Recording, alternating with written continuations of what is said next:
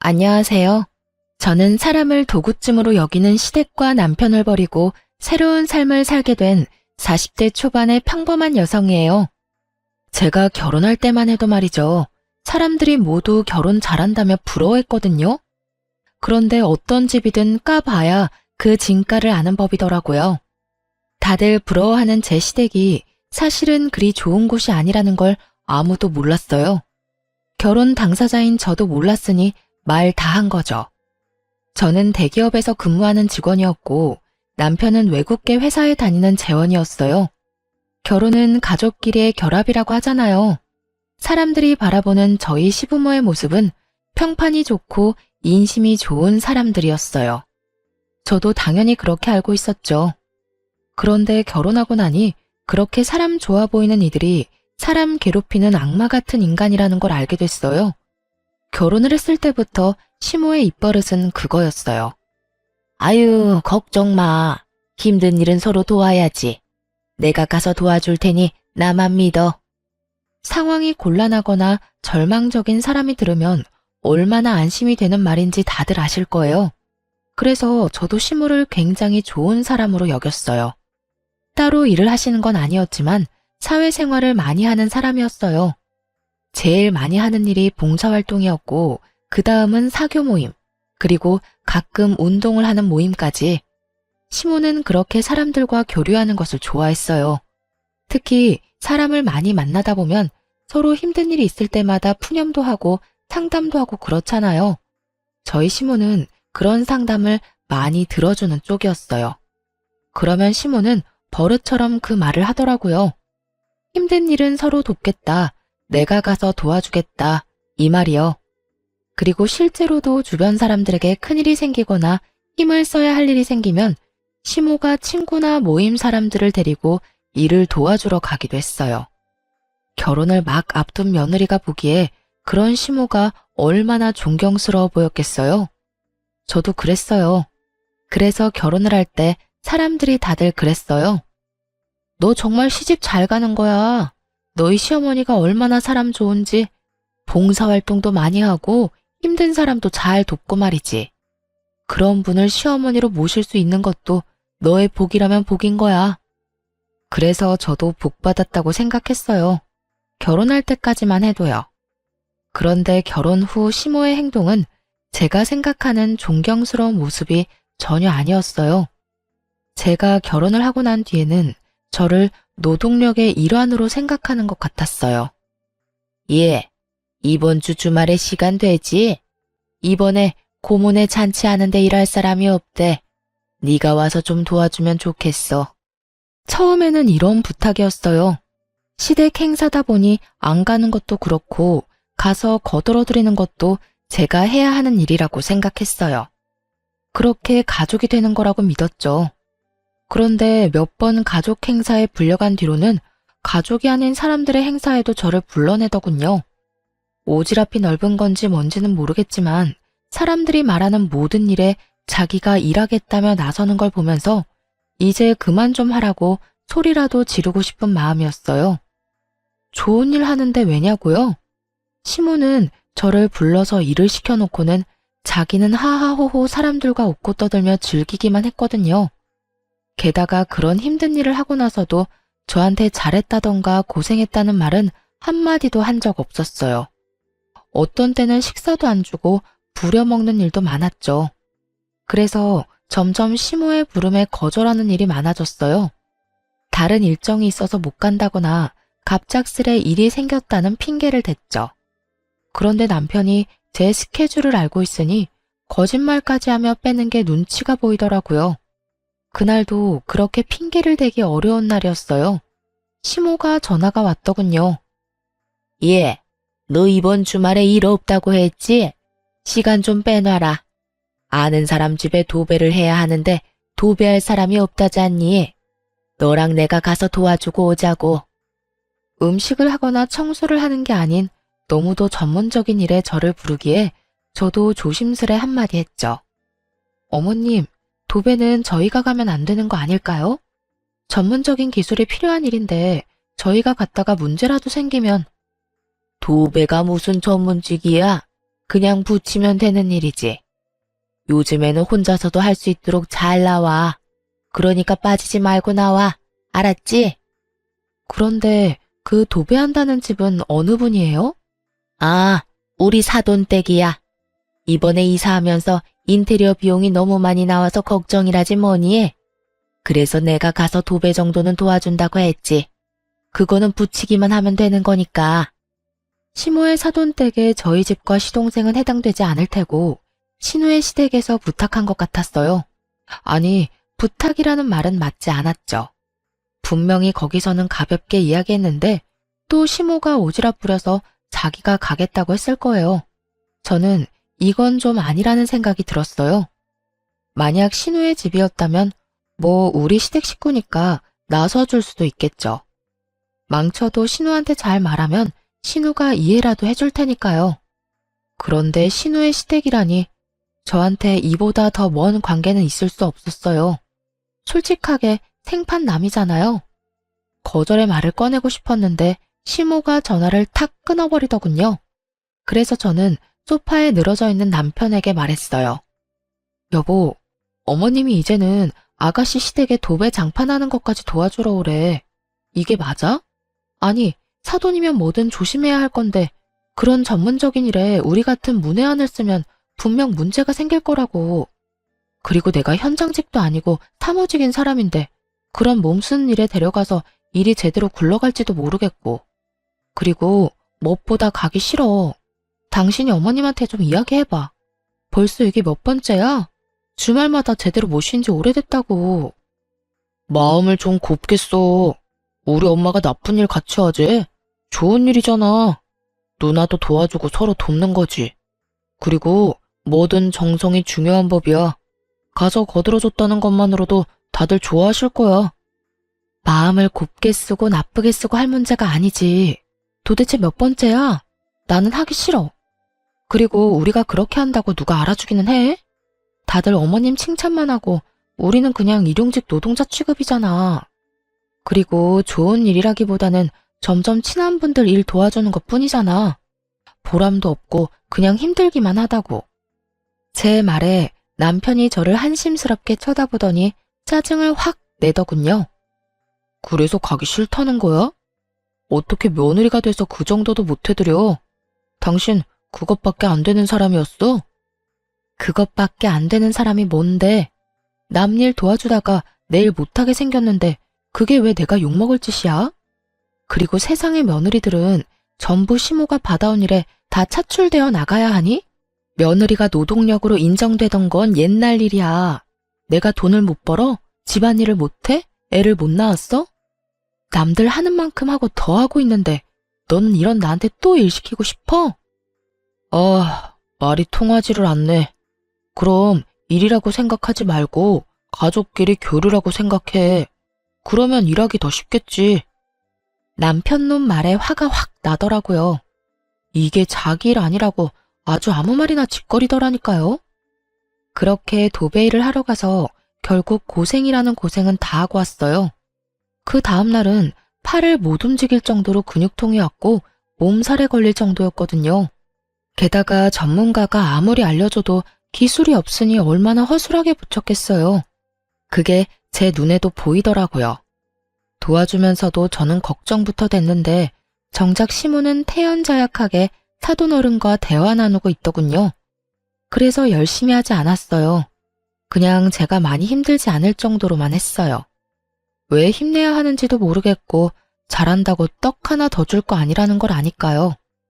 그렇게 도배일을 하고 나서 저도 남편에게 제가 느낀 그대로 돌려주기로 했어요. 그리고 때를 기다렸죠. 여보, 이번 주 토요일에 엄마가 밥 먹으러 오라는데? 이번 주 토요일? 응. 당신 요새 얼굴 못 본 지 좀 됐잖아. 엄마가 오면 맛있는 밥 사준대. 밥이나 함께 얻어먹고 오자. 남편은 오랜만에 외식에 기분이 좋았는지 흔쾌히 저희 친정으로 가기로 했어요. 그리고 저는 속으로 코웃음을 쳤죠. 토요일이 돼서 남편을 데리고 친정에 갔는데 집이 한바탕 뒤집어져 있었어요. 저희 집은 아버지가 목공 기술자셔서 혼자서 집을 자주 고치기도 하시거든요. 그날도 딱 그랬어요. 뻥 뚫린 전원주택에 울타리를 설치하는 일을 하고 계셨어요. 다른 직원들은 쉬는 날이니 부를 수도 없고 아버지 혼자 힘들게 일을 하고 계셨거든요. 그 모습을 보며 제가 남편 옆구리를 쿡 찔렀어요. 뭐해? 가서 좀 도와드려. 어른이 혼자서 무거운 거 드는데 안 도와줄 거야? 제가 그렇게 말하자 남편이 인상을 팍 쓰더니 느릿느릿 친정아버지에게 갔어요. 저는 그런 남편 뒤통수에 대고 큰 소리로 외쳤죠. 아빠, 박서방이 도와준대. 일 빨리 마치고 맛있는 거 먹자. 제 목소리에 남편이 뒤를 돌아보며 이게 무슨 짓이냐는 표정으로 쳐다보더라고요. 저는 씩 웃어줬어요. 그리고 친정아버지한테 한마디 덧붙였죠. 박서방 힘세. 일 팍팍 시켜. 그렇게 남편의 고난은 시작됐어요. 울타리는 목재를 세우기로 했고 틀은 철이었죠. 그 무겁고 단단한 걸 옮기는 일은 남편이 도맡았고요. 도배 일과는 다르게 전문적인 건 아버지가, 힘쓰는 건 남편이 하니 결과에 대한 걱정도 없었어요. 다만 힘쓰는 사람이 많이 힘들었을 뿐이죠. 그렇게 오전부터 일을 시작해서 중간에 국수 한 입 하고 저녁까지 일만 했어요. 그리고 저녁 식사로 돼지갈비를 얻어먹고 왔어요. 내려오는 길에 남편이 그러더군요. 당신 이거 일부러 그랬지? 식사하자고 불러서 일 시키려고. 무슨 생각으로 이런 짓을 한 거야? 무슨 생각? 좋은 일 할 때 같이 하자며. 어머님은 시댁일 아니라도 열심히 참견해서 좋은 일 하잖아. 나 데리고. 그러면 당신도 우리 집에 좋은 일 좀 해주면 안 돼? 당신은 이번이 처음이면서? 제 말에 남편이 당황한 듯 말했어요. 아니, 그거랑 이거랑 같아? 그건 좋은 일 하자고 부르는 거고 엄마가 너한테 악감정이 있어서 그러는 것도 아니잖아. 나라고 당신한테 악감정이 있어서 그러는 거 아닌데? 그냥 당신도 느껴보라고. 당신이 지금 느끼는 그 기분이 내 감정인 거. 어머님한테 불려갈 때마다 그런 감정 느끼는데 당신도 이제는 이해가 되지? 그러니까 앞으로도 계속 우리 집에 불려올 거 아니면 당장 어머님한테 나 불러내서 노동력으로 쓰는 거 하지 말라고 말해. 너도 나한테 강요하지 말고. 제 말에 남편이 어이없다는 듯 저를 쳐다보더군요. 뭐라고 말하고 싶은데 할 수 있는 말이 있을 리가요. 화를 안 냈으면 또 모르겠는데 이미 화도 다 냈고 상황은 자기보다 제 쪽이 더 나빴고 그러면 답이 나온 거죠. 입도 뻥긋 못하는 남편 얼굴을 보며 웃으며 말해줬어요. 아니다 싶으면 어머님한테 아무 말 하지 말고 나 거기 일하러 보내도 돼. 대신 알지? 우리 친정집이 주택이야. 할 일이 주말마다 쌓이는 곳이지. 얼마 전에 들어보니까 지붕 뚫고 거실에 통나무 난로 하나 드리려고 하던데 그거 할 때 당신 부르면 잘할 것 같네. 안 그래? 제 말에 남편놈이 잠시 상상하는 듯 하더니 금방 꼬리를 내리더군요. 알았어. 내가 엄마한테 잘 말해볼게.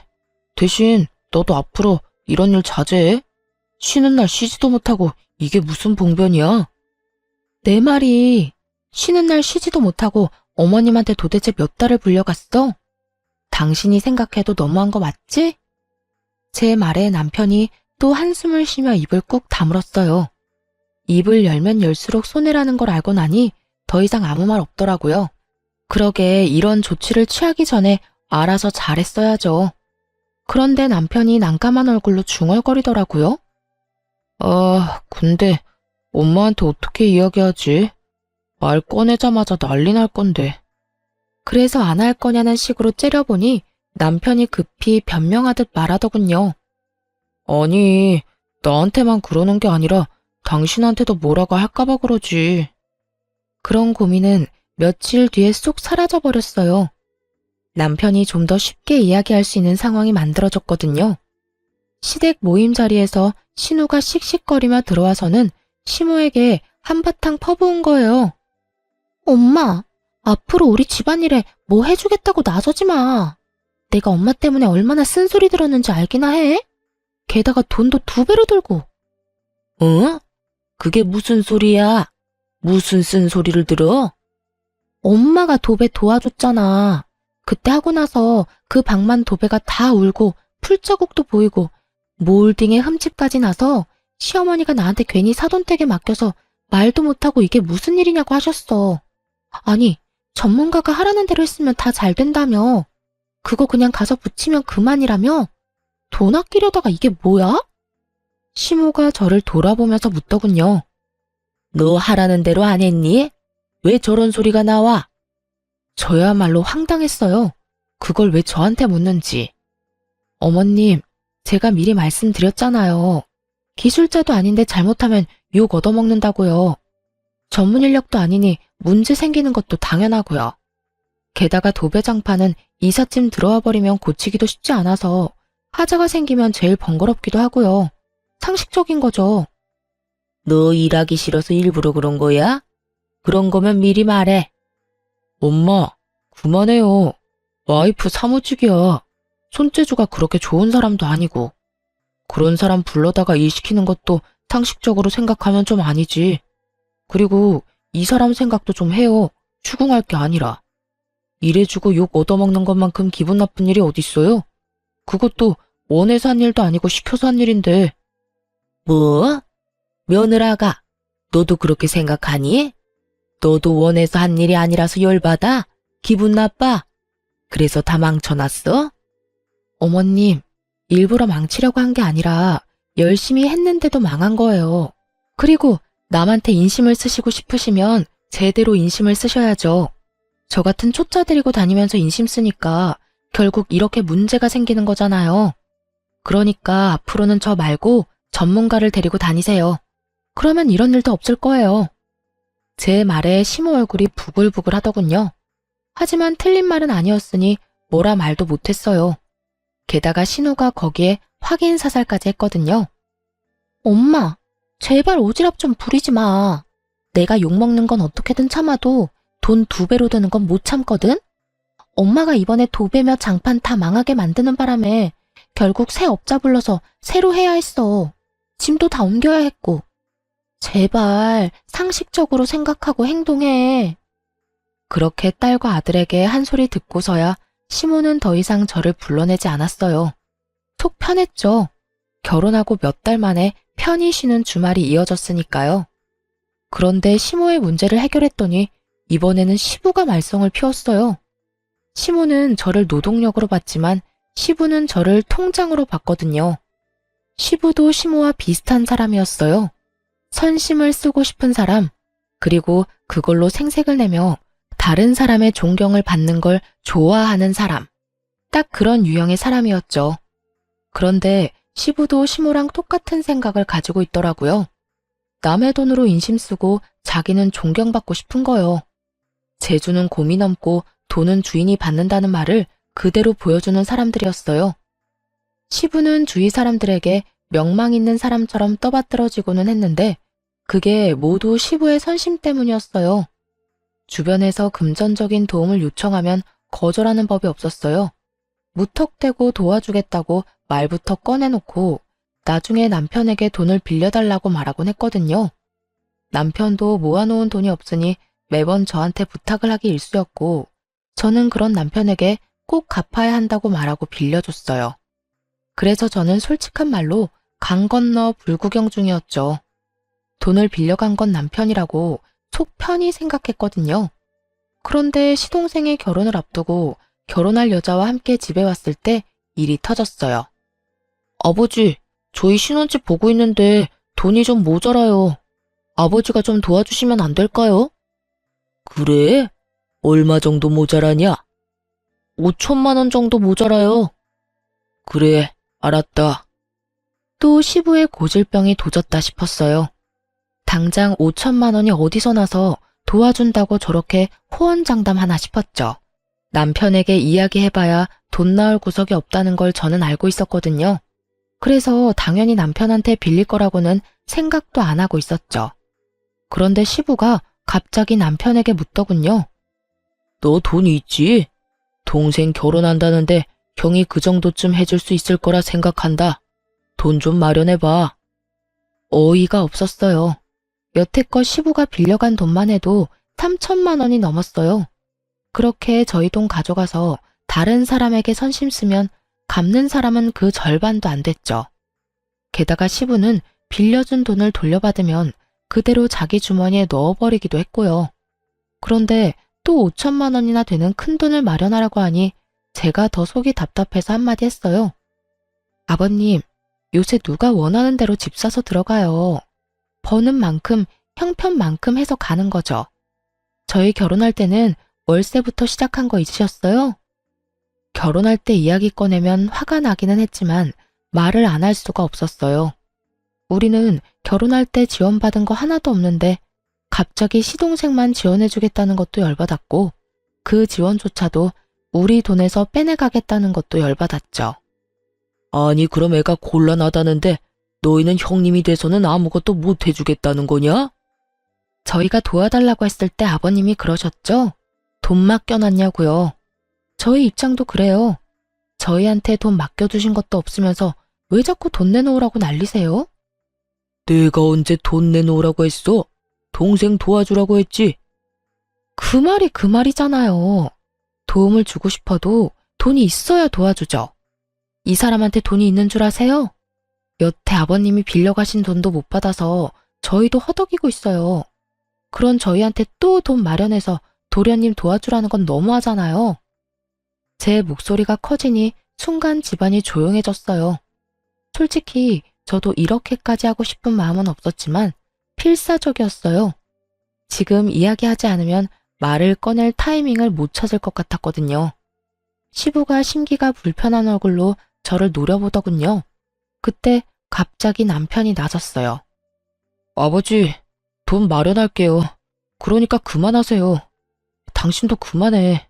가족들 보는 데서 이러면 당신만 곤란해져. 저야말로 황당했어요.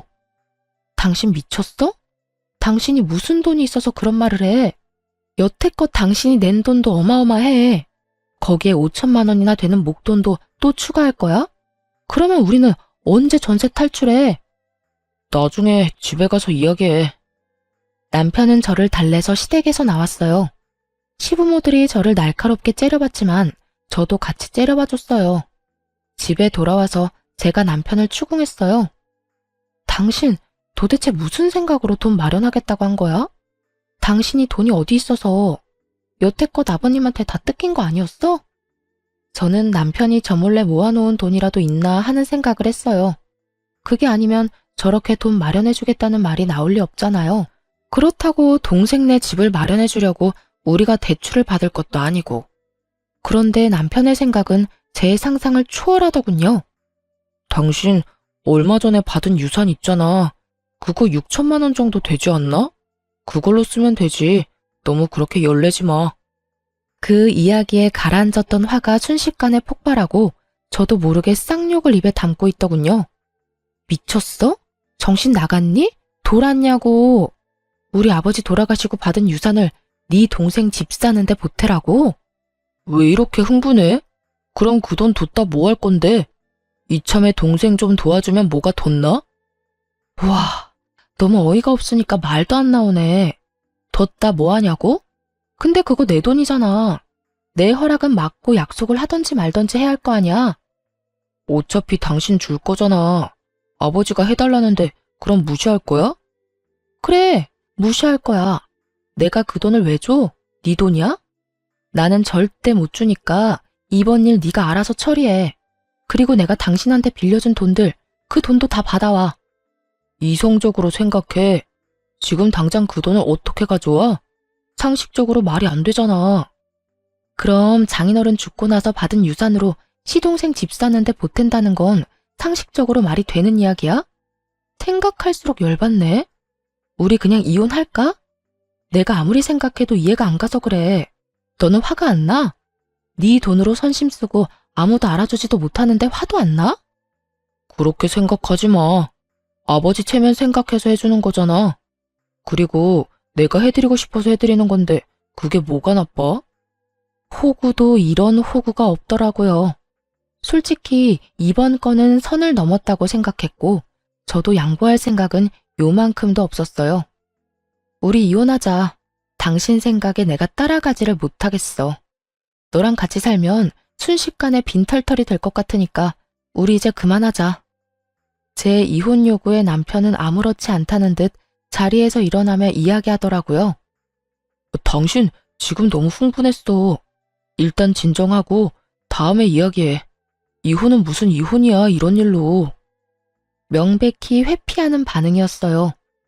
이혼 안 하고 싶으면 아버님한테 가서 말하고 오라고. 그러나 남편은 아무 말 없이 자리를 떴어요. 제가 그 돈 안 준다고 선언했으니 시부에게 당연히 안 될 것 같다고 말한 줄 알았어요.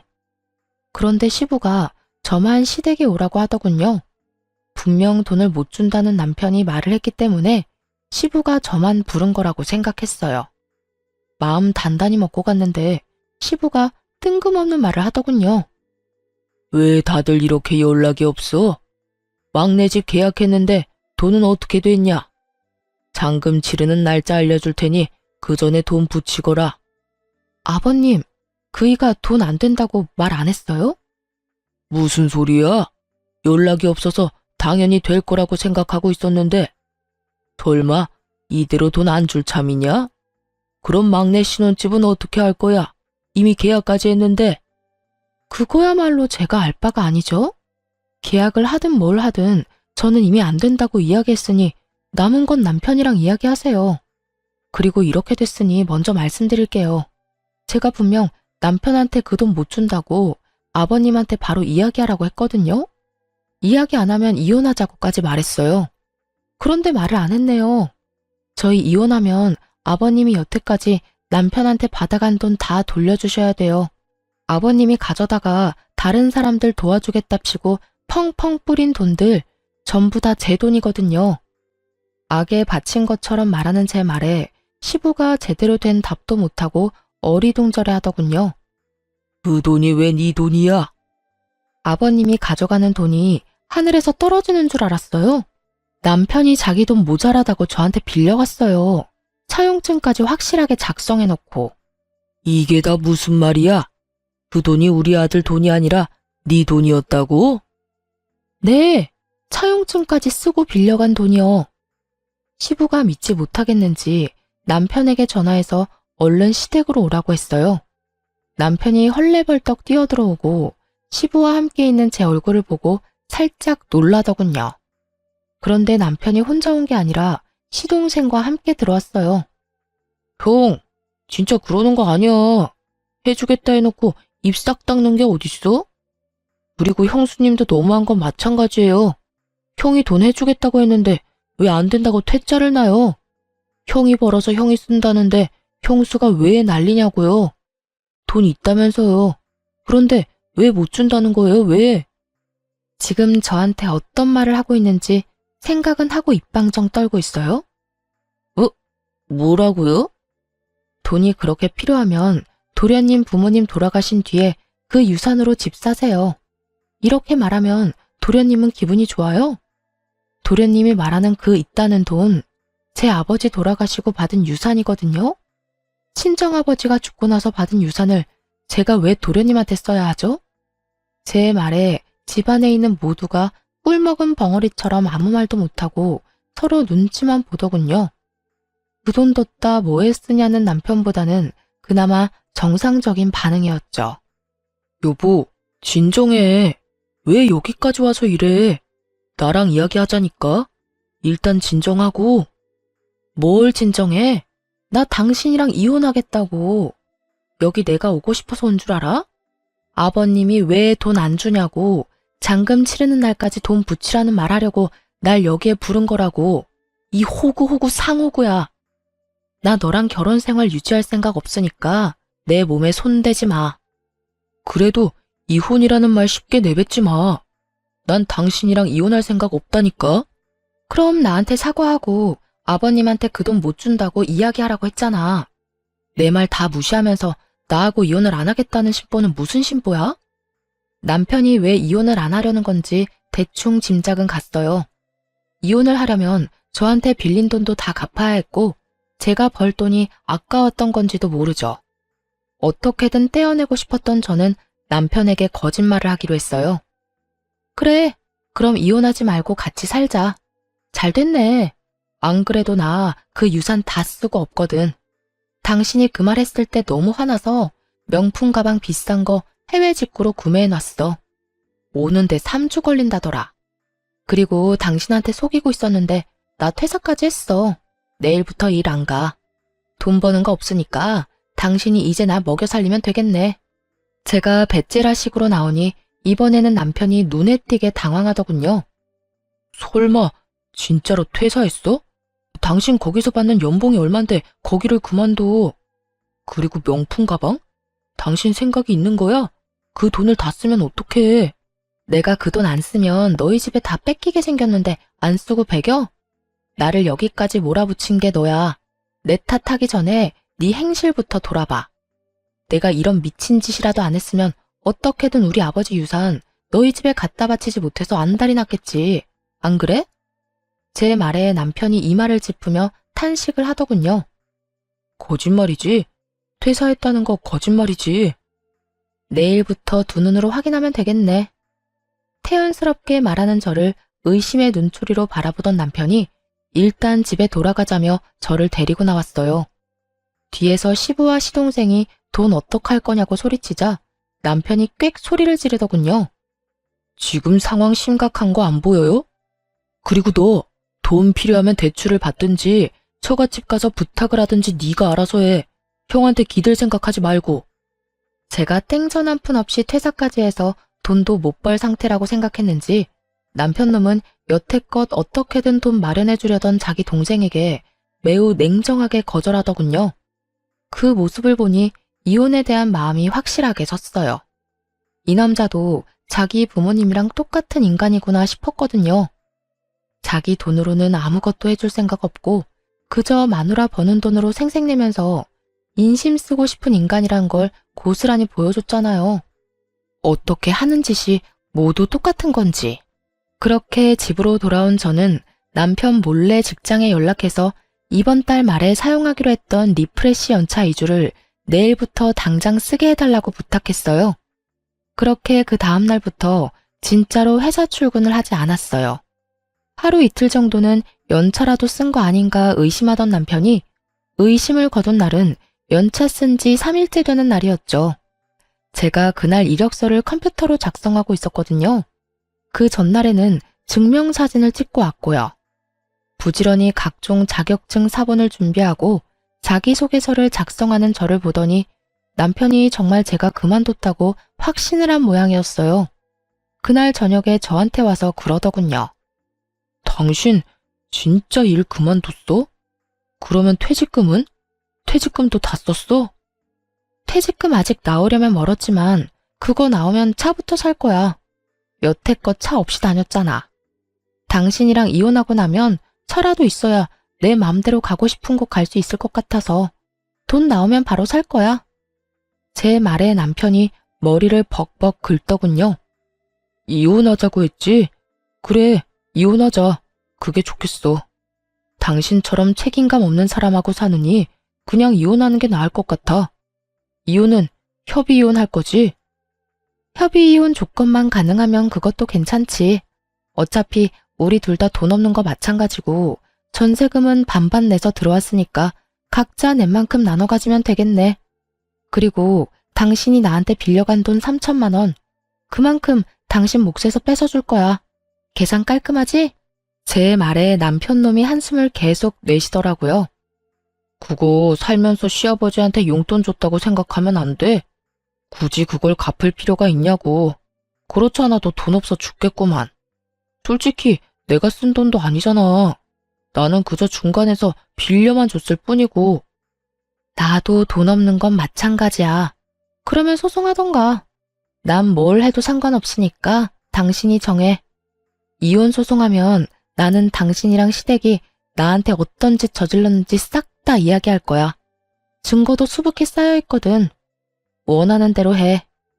지저분하게 굴다가 다 놓칠 건지 줄 거 주고 깔끔하게 헤어질 건지. 웃기지도 않았어요. 마지막까지 저한테 빌린 돈 안 주려고 잔머리 굴리는 놈을 보니 기분이 확 나빠지더군요. 제 말을 듣고 나서 그럴듯하다 싶었는지 합의 이혼을 해주겠다고 하더군요. 그렇게 남편과 저는 이혼을 하게 됐어요. 그런데 정말 열받는 건 남편과 이혼하는 도중에 알게 된 남편의 비상금 통장이었어요.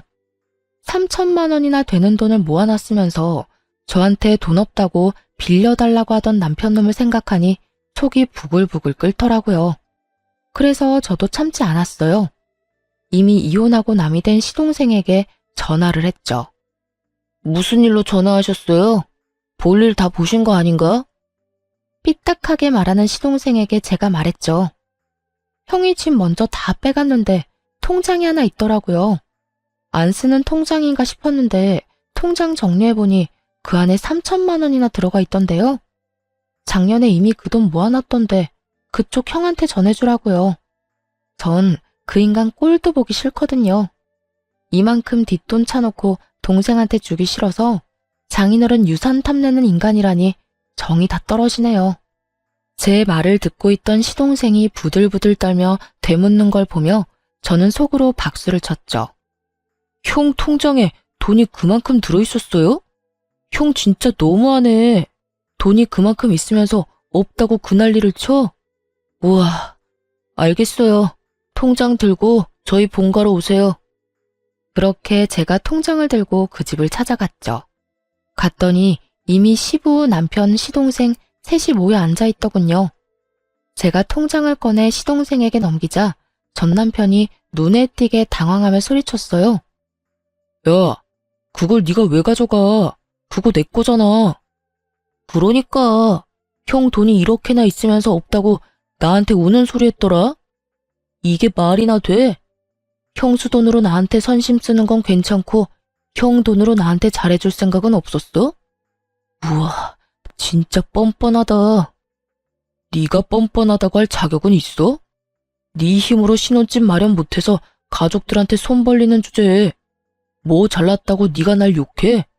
그리고 내가 마누라 돈 쓰는데 왜 네가 난리야? 마누라한테 빌린 돈 벌써 다 갚았어. 전 남편 말에 시동생이 참지 못하고 서로 멱살을 잡고는 드자비질을 하더군요. 그걸 바라보던 시부가 말리면서 시동생 편을 들자 전 남편이 씩씩거리며 소리쳤어요. 아버지, 동생 편들 생각 말고 저한테 빌린 돈이나 갚으세요. 제가 넣은 전세금 그 돈으로 다 뜯겼거든요. 재수가 없으려니까. 아버지는 뭘 좀 알고 행동하시라고요.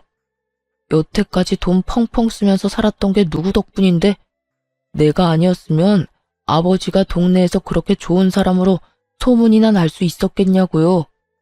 시부가 썼던 돈이 자기 돈이라고 생각하는 전 남편을 보니 참으로 웃기지도 않았어요.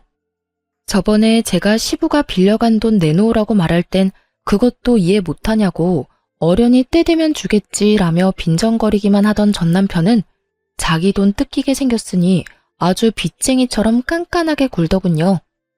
그렇게 형제 둘이서 인정사정 없이 싸우더군요. 말려도 소용이 없었어요. 둘 다 뻔뻔하기로는 둘째가라면 서러울 인간들이어서 그런지 그 집구석 내력이 그래서인지는 모르겠지만 뚫린 입이라고 얼마나 말은 잘하던지. 전 남편은 시동생에게 돈 맡겨놨냐며 소리 지르고 시동생은 전 남편에게 한 입으로 두말하는 남자놈이 어딨냐고 화내고 둘이서 지지고 볶고 난리도 아니었죠. 저는 그 두 사람 싸우는 장면을 너무 즐거운 마음으로 구경했어요. 이제 더 이상 저랑 연관도 없는 인간들인데다가 저는 이미 법적인 관계며 돈관계며 싹 다 청산했으니까요. 받을 돈도 줘야 할 돈도 없는 깨끗한 사이였거든요. 가족들끼리 서로 싸우도록 만들어 놓고 저는 편하게 싱글맘 생활을 시작했어요. 혼자서 애를 키우는 건 힘들었지만 그래도 친정 부모님 덕에 버틸 수 있었어요. 그래서 이혼 후 새로운 집도 친정과 가까운 곳으로 옮겼어요. 그렇게 몇 달 동안 싱글 라이프를 만끽하며 지내던 제게 전 시부모의 이야기가 들려온 건 아주 우연한 만남 때문이었어요. 시모의 봉사활동 모임에서 자진 탈퇴한 분과 저희 할머니의 상담차 갔던 사회복지센터에서 만나게 됐거든요. 친정 근처에 있는 복지센터에서 일하는 줄 몰랐는데 그렇게 만나니 반갑더군요. 그 사회복지사가 저한테 말해주더라고요. 두 사람의 씁쓸한 현재의 모습을 말이죠. 이혼했다고 들었어요. 그런데 내가 이런 말 하는 거 좀 선 넘는 것처럼 들릴지는 모르겠지만 진짜 이혼 잘했어요. 그 사람들 마지막에는 정말 최악이었거든요. 무슨 일 있었던 모양이네요. 저는 이혼하고 나서 별 신경을 안 써서 소문 같은 것도 못 들었거든요. 정말요? 그 집 한동안 정말 조용했거든요. 알다시피 거기 할머니 할아버지가 쓸데없이 오지랖이 대단했잖아요. 그래서 도와줬던 사람들이 꽤 많았어요. 아들 이혼하기 전까지는 그렇게 활발하게 활동하더니 아들 이혼하고 나서는 사람들하고 연락을 뚝 끊더라고요. 집에 안 좋은 일이 있으니 다들 그러려니 했지만 모르는 사람들은 또 모르잖아요. 그러니 예전에 도움받았던 사람들이 왜 자기 연락은 안 받냐면 난리가 난 거예요, 글쎄. 저와 남편이 이혼하고 나서 얼마간은 조용했다고 해요. 그런데 그 두 사람이 다른 사람들의 존경과 관심을 한 몸에 받다가 조용히 살려니 얼마나 좀이 쑤셨겠어요. 그렇지만 그때와는 다르게 지금은 돈 대줄 사람도 없잖아요. 그래서 조용히 있었던 모양인데 주변에서 연락이 그렇게 왔다고 하더라고요. 예전에 시모와 시부가 오지랖으로 도와줬던 사람들에게서요. 그들이 고맙다는 인사를 하러 연락한 게 아니었다고 하더라고요. 또 다른 도움의 손길을 찾아서 시부모에게 연락을 한 거였죠. 전화를 받으면 도와달라고 난리고 그걸 거절하면 왜 자기 부탁은 거절하냐며 난리고 여하간 한동안 시끌했어요. 근데 그 집 사정도 들어보니 딱하던데요. 여태 도와준 것도 다 돈 빌려서 도와준 거였다고 하던데 요새 세상에 그렇게 남 돕는 일이 쉽지 않잖아요. 그래서 우리가 도울 일 없나 하고 알아봤는데 그때 알게 된 거죠. 이분들이 봉사에는 관심이 요만큼도 없고 여태껏 남을 도울 수 있었던 것도 며느리한테서 빌린 돈 때문이었다는데 우리가 그 이야기 듣고 어찌나 놀랐는지. 그리고 사돈 유산까지 달라고 떼를 썼다던데 어떻게 인간의 탈을 쓰고 그런 짓을 할 수 있을까요? 이야기 듣는데 참 웃겼어요. 여태껏 며느리 돈과 노동력으로 인심 펑펑 쓰며 다른 사람 관심을 얻던 분들인데 이제는 제가 없으니 돈 나올 구석도 없었겠죠. 그래서 그 사람들의 요구를 다 거절했던 것 같더라고요. 남을 도우려면 자기한테 여력이 있어야 하고 여력이 없으니 못하는 것일 뿐인데 그 사람들이 자기들을 무시한다는 오해를 한 모양이더라고요.